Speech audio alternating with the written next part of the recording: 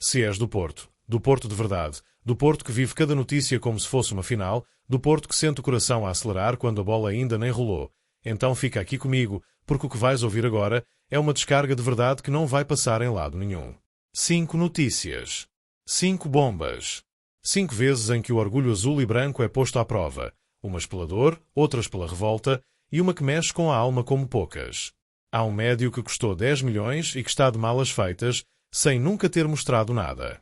Há outro que chegou com promessas e agora é empurrado para a MLS como se nunca tivesse existido. Há lesões em horas críticas, há propostas rejeitadas por valores ridículos, e há um jogador que carrega tudo às costas e finalmente fala. Abre a alma. Assume erros. Pede desculpa. E promete voltar com tudo. Estas não são notícias de jornal. São choques de realidade. São dores internas. São decisões que nos mostram quem fica, quem sai e quem ainda acredita. Clica no like, ativa o sininho, subscreve, porque estas 5 notícias vão virar-te do avesso.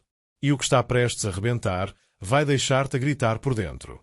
Há negócios que nascem mortos, que chegam envoltos em promessas, em números gordos, em manchetes com tinta fresca e que acabam no fundo de uma gaveta, esquecidos, sem alma, sem chama. E este é o caso de Ivan Jaime. Custou 10 milhões ao Porto. Veio com o selo de estrela emergente da Liga, depois de brilhar no Famalicão, depois de fazer sonhar meio país com aquele toque elegante, com aquela visão rara, com aquele golo inesperado. Mas aqui nunca foi ninguém. Passou mais tempo na sombra do que à luz. Andou emprestado ao Valência, onde também não explodiu. E agora, depois de uma pré-época onde ainda tentou mostrar-se a Farioli, onde tentou agarrar a oportunidade como quem agarra a última boia num mar revolto, recebe a sentença. Está fora. Não conta. Vai sair. O Brest, da Ligue 1, é o destino mais provável.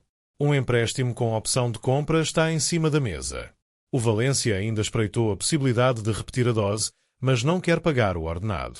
E a SAD só quer resolver o problema. E aqui está o ponto. Ivan Jaime não é um problema. Ou não devia ser. Mas foi tornado num. Por decisões, por timing, por falta de confiança, por um contexto que nunca lhe foi favorável. E agora, quando se olha para trás, o que se vê? Um investimento de 10 milhões que vai sair pela porta de trás, sem deixar nada. Zero. Sem impacto. Sem ligação. Sem história. O mais duro é que o jogador até quer ficar. Ainda acredita que pode vingar. Mas Farioli foi claro. Não conta. E quando um treinador risca, não há volta a dar. E tu, portista, ficas a ver mais um ativo a sair sem glória. Mais um nome que prometia e que se esfumou. E mais, este caso revela muito mais do que a saída de um jogador. Revela a fragilidade da estrutura nos últimos anos. A facilidade com que se gastou milhões sem olhar para o encaixe. A forma como se trouxe talento que nunca foi integrado, que nunca sentiu o clube, que nunca teve tempo real para crescer. E agora? Agora limpam-se os restos. Agora empresta-se. Agora espera-se que alguém lá fora consiga fazer o que nós não conseguimos cá dentro. Dar-lhe uma identidade, um plano, um futuro. Mas atenção, a culpa não é só dele. Ivan Jaime não chegou aqui para falhar. Chegou para triunfar. Mas foi engolido pelo sistema. Pela pressão. Pela falta de espaço. E isso também é Porto. O lado duro. O lado que exige, que consome, que não espera. Mas não deixe que isto passe em branco. Porque é mais do que uma saída. É um alerta. Um aviso. Um reflexo de tudo o que tem de mudar no processo de construção do plantel. Ivan Jaime vai sair. Mas o impacto dessa saída fica cá dentro. E o pior é que ele não é o único. Porque o próximo a sair é português, é da casa, é discreto e está prestes a atravessar o Atlântico para começar tudo do zero. Há saídas que se sentem. Outras, nem por isso. E depois há aquelas que nos deixam num misto de indiferença e frustração, porque sabemos que o jogador nunca se afirmou, mas também sabemos que, se fosse bem trabalhado, podia ter dado mais. E é exatamente esse o caso de André Franco. O médio de 27 anos, discreto, educado, silencioso dentro e fora de campo, está a caminho do Chicago Fire. Sim, dos Estados Unidos. Da Major League Soccer. Um salto radical, um corte abrupto, uma nova vida. Mas, no fundo, é o fim de uma passagem que nunca chegou a ser verdadeiramente começo.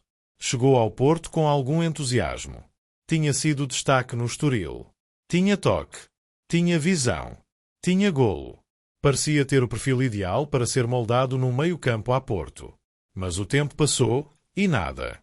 Nem ascensão. Nem regularidade. Nem impacto. 3 épocas. Nenhum empréstimo. Vários jogos em que foi lançado com a missão de mostrar-se e que acabaram em anonimato.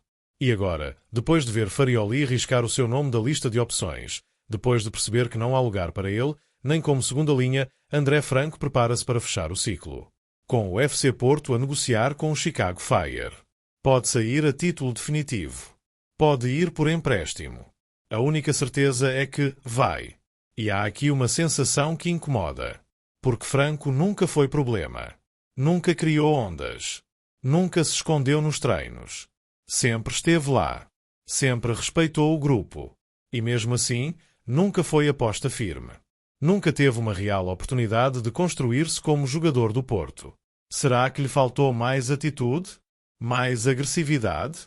Será que era uma questão de perfil?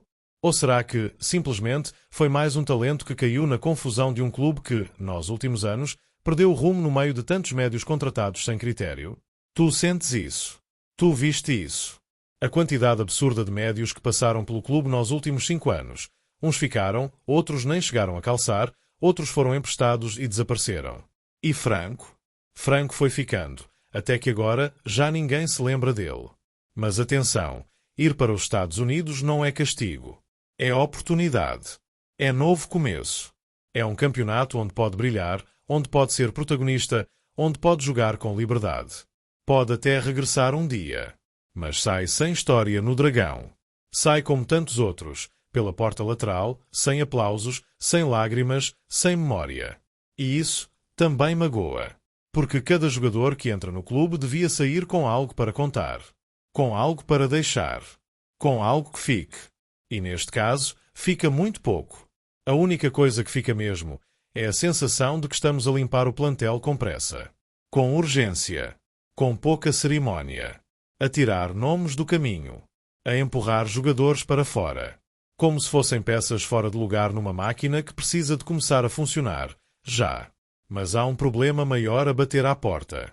Porque enquanto se tenta arrumar a casa, há jogadores que nem conseguem entrar nela. E um deles, lesionado, fora do jogo mais importante da pré-época, está a perder terreno quando mais precisava de mostrar-se. Há ausências que passam despercebidas, e depois há aquelas que nos deixam um aperto no peito, porque surgem no pior momento possível. Francisco Moura está lesionado. E pode falhar o jogo mais importante da pré-época, frente ao Atlético de Madrid, no Dragão, com os olhos dos adeptos todos postos na nova era Farioli. É só um jogo de preparação, dizem alguns. Mas para quem anda a lutar por um lugar, para quem chegou com vontade de agarrar a oportunidade à dentada, para quem precisa de mostrar-se e convencer, perder este jogo é mais do que uma ausência. É um revés. Francisco Moura está condicionado.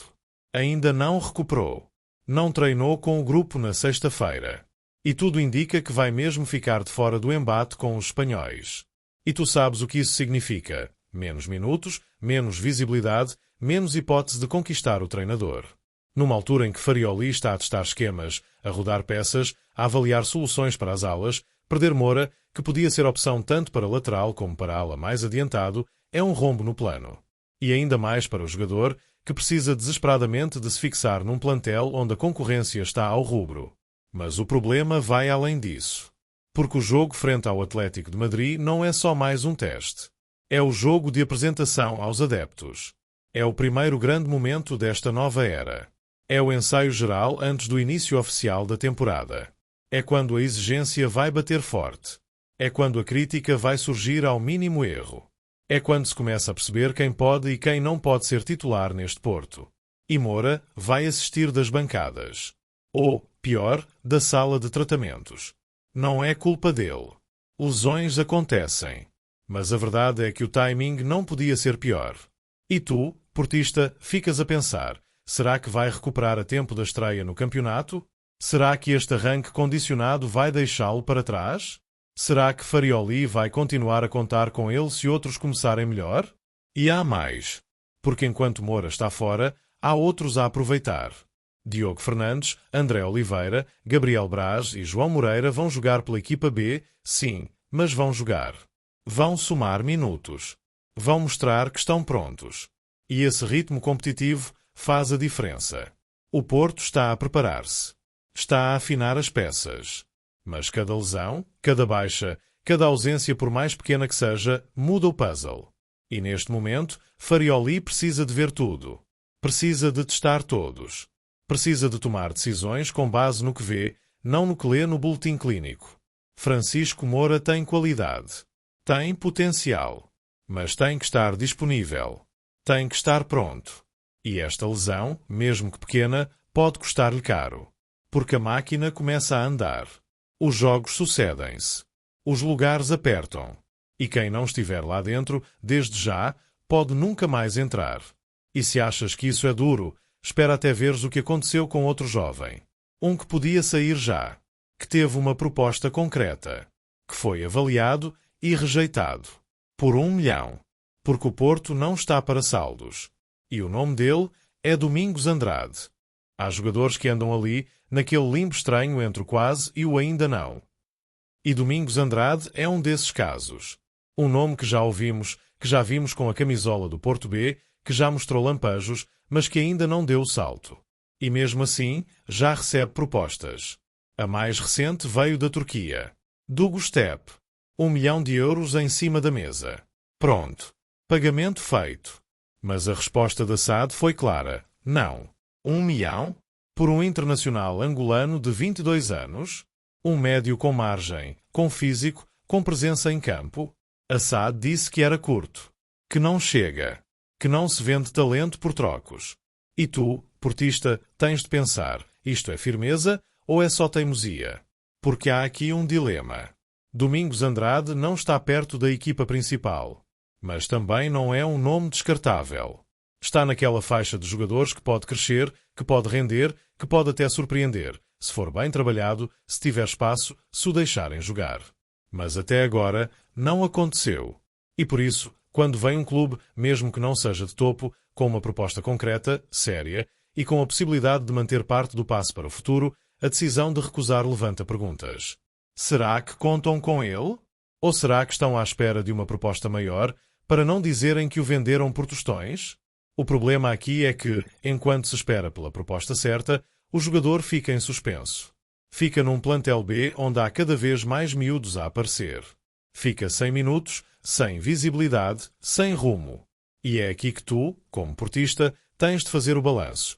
O que é mais importante? Proteger o valor de mercado ou garantir que o jogador evolui, que joga, que não estagna? E há mais. Esta proposta do Gustep não foi a primeira. Já antes o Samsunspor tinha mostrado interesse. Também clubes do segundo escalão francês e até da Bélgica andaram a sondar. Toda a gente vê que há ali qualidade. Toda a gente percebe que há potencial. Mas no Porto não sai nem joga. A situação de Domingos Andrade reflete um problema maior, o entulho competitivo em zonas do campo onde há excesso de jogadores. Onde os da formação não têm espaço. Onde os jovens não se afirmam porque o lugar já tem dono, ou tem 3. E se não se tomar uma decisão rápida, se não se deixar sair, ou se não se integrar de vez, estes jogadores ficam pelo caminho. Perdidos. Sem história.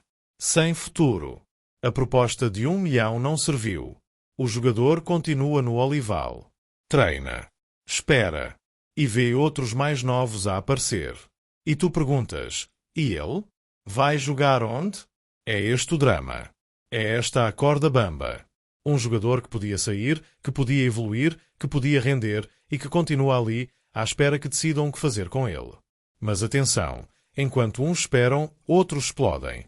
E o próximo nome vai fazer-te abanar por dentro. Porque não é uma proposta, não é uma lesão, não é um empréstimo. É um desabafo. É um pedido de desculpas. É o peso da consciência a cair sobre um jogador que sentiu a época passada como um pesadelo.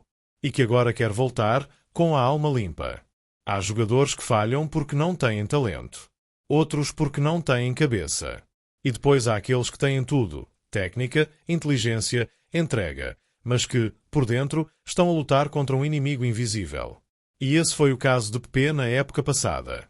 Agora, numa entrevista brutalmente honesta, Pepe decidiu abrir a alma. E o que sai dali não são desculpas. São feridas. São arrependimentos. São confissões de quem sabe que não esteve lá, nem por ele, nem pelos adeptos, nem pelo clube. A minha cabeça atrapalhou-me, diz ele. E tu ouves estas palavras e lembras-te. Lembras-te daquele jogador apagado, triste, sem alegria. Lembras-te de ver um corpo em campo, mas a mente noutro lugar. Lembras-te de o ver falhar recessões fáceis, de não arriscar, de não desequilibrar. E pensaste, o que se passa com o Pepe? Agora sabes. A época foi dura. O peso da responsabilidade. A frustração acumulada. As críticas. A ausência de resultados. E um episódio que marcou tudo, o choque com Vítor Bruno. Um momento de tensão, de explosão emocional, de perda de controlo. Um post mal calculado. Um silêncio frio depois disso. E um arrependimento que agora queima na memória. Pepe admite, foi um momento muito complicado. Arrependo-me muito.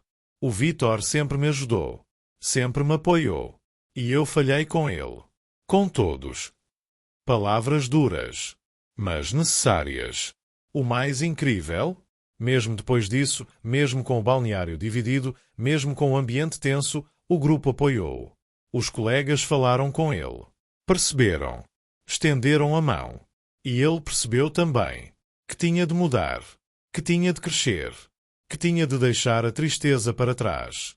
Agora começa uma nova época. E Pepe está diferente. Cabeça limpa, diz ele. Treina com outra energia. Com outro foco. Com outra alegria. Sabe que falhou. Sabe que ficou aquém. Mas sabe também que o verdadeiro jogador do Porto é aquele que se levanta quando todos duvidam. E os adeptos? Estão contigo, Pepe. Porque nós não queremos craques de Instagram. Queremos homens de verdade. Que assumem. Que enfrentam. Que voltam mais fortes. E tu estás a fazer isso. Este é o Porto que queremos. Um Porto de verdade. Um Porto onde quem erra pede desculpa. Onde quem cai se levanta. Onde quem sente nunca desiste. E é por isso que, no meio de lesões, de saídas, de propostas recusadas, de jogadores riscados, há aqui uma luz. Uma alma que reacende. Uma esperança que renasce. Pepe pode ser muito mais do que um extremo. Pode ser um símbolo. Daqueles que falharam, sim, mas que decidiram dar a volta por cima. Que voltaram a acreditar. E tu, portista, tens de fazer parte disto. Comenta. Partilha. Grita com orgulho. Porque este vídeo não é só sobre transferências. É sobre identidade. Sobre sentimento. Sobre tudo o que faz do Porto, o nosso Porto. 5 notícias. 5 emoções. Uma viagem pela dor, pela dúvida, pela resistência e pela redenção. Porque quem sente, nunca desiste e quem acredita, volta mais forte.